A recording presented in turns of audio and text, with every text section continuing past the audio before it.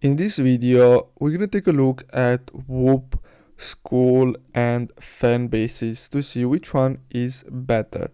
So all three of them offer the opportunity to create a community where you can interact with your followers and you can create paid communities. So basically you can get paid by the people to join your community. As you can see, we have Skool here, and you can see that they have different types of communities. They have wellness clubs, they have chess communities, and some of them are free. And as you can see, some of them you need to pay for them in order to basically join them. So here, as you can see, they offer an explore tab where you can basically as you can see, you can find different communities, and yours can be here too. So it's a free promotion, and the same goes with Whop.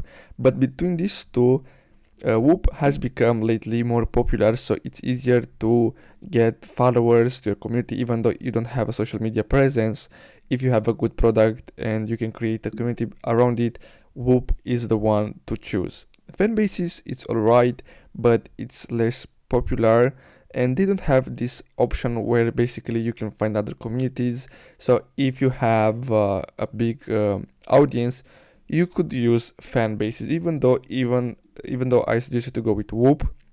So I really hope you found this video helpful. Don't forget to like and subscribe. Thanks for watching, guys.